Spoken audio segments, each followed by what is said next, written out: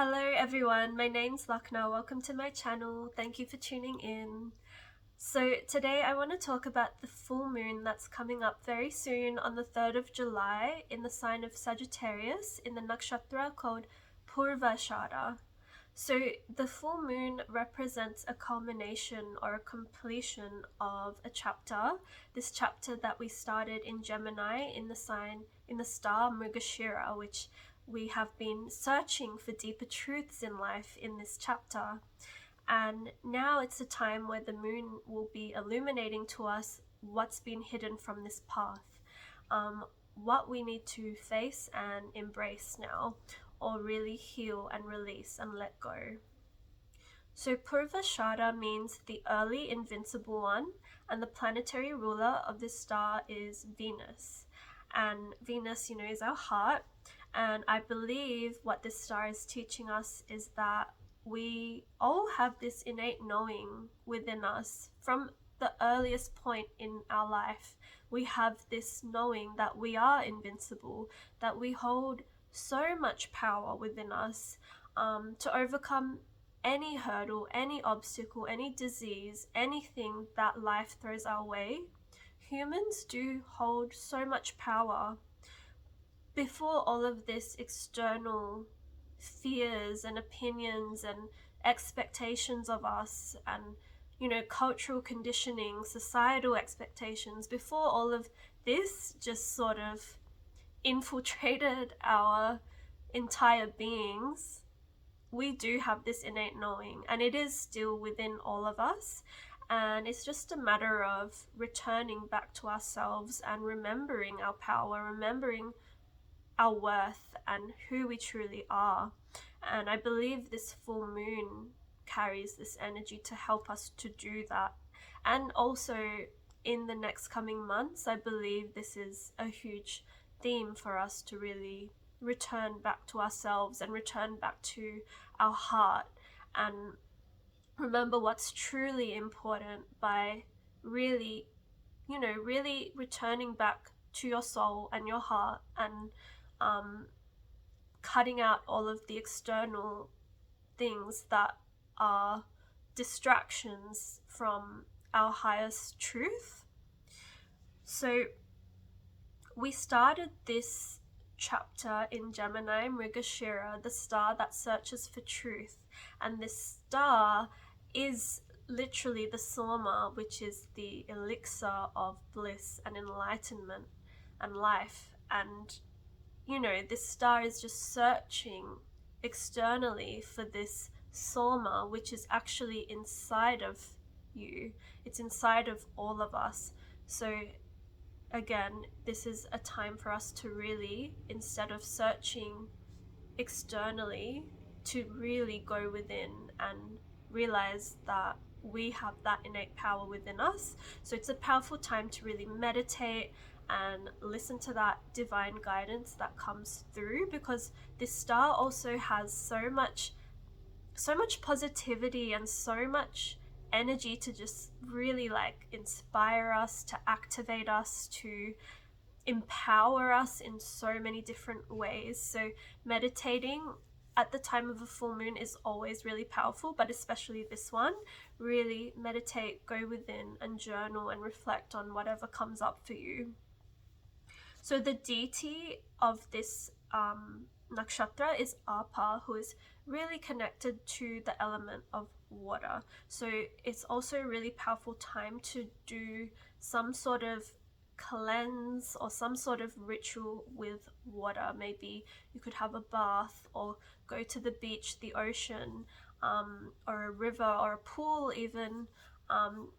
Connecting with water is really powerful on this day. So Purva Ashada is in Sagittarius, which is ruled by Jupiter. Jupiter is the guru, and so it's a time for us to really honor all of the gurus in our life, the teachers, the spiritual guides, our ancestors even. If you have watched my last Venus in retrograde video, I talk about how Venus is going to be retrograding in the two signs Cancer and Leo, which is our mother and father. So our mother and father are two of the greatest teachers in our life. So it's a time to really honor and take some time to honor and respect our parents, as well as that is the people who also are those mother and father archetypes in our life. Doesn't have to be our actual mothers and fathers as well. Like I can think of so many examples of different mothers in my life. I have a few friends who really play that role for me at times, that they really are my mothers. There may be certain gods or goddesses that you look up to that you want to really take the time to honor, your ancestors. Even the earth is one of our mothers. The ocean is another mother of ours. So really take the time to honor all of the gurus and the teachers that carry so much wisdom for us. Saturn is retrograde right now in Shada, which is the 100,000 healers, or the 100,000 herbs and flowers, and the plant world, nature, Mother Nature is. There's so many teachers there and healers. So just take a moment to honor and pay your respects and pray, and give that good energy back to all of these beautiful healers and teachers and guides in our life. I have a really beautiful story I want to share, a personal experience with one of my best friends. She created an altar and did a little bit of a ritual for all of the women and the ancestry of the maternal line in her life. And her grandmother has recently passed away, and one of her best friends, who's also one of my best friends, has also recently passed away. And she did a little altar and a prayer, and lit a candle for these two women especially. And I had no idea she did this, but on that same night that she did that ritual, I had a dream that I saw her with her grandmother just sitting on a windowsill looking outside into the distance, and I gave her grandmother a kiss. And I've never seen her grandma in my dreams before, but that night I did. And then my best friend, who has recently passed, also visited me in that dream, and I gave her a big hug. We connected. I asked her how she's doing in the realms, the unseen realms that I can't see. Is she doing okay? Is she well?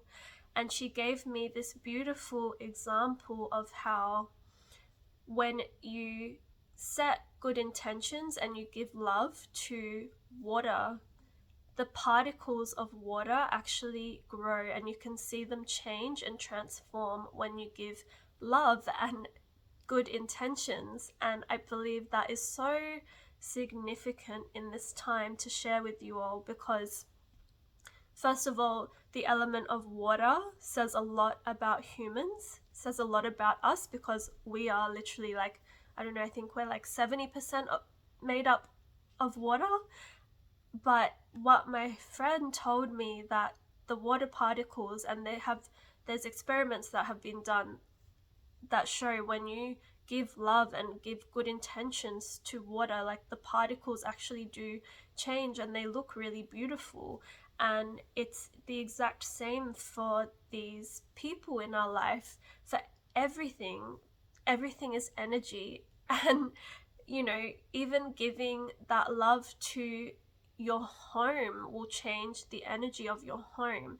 Giving love to your gurus and your ancestors, and especially anyone that has passed in your life, they feel that energy. And I picked up on the energy that one of my friends had done an altar for. So I thought that was so beautiful and significant, and I really hope that inspires someone out there that's watching this video.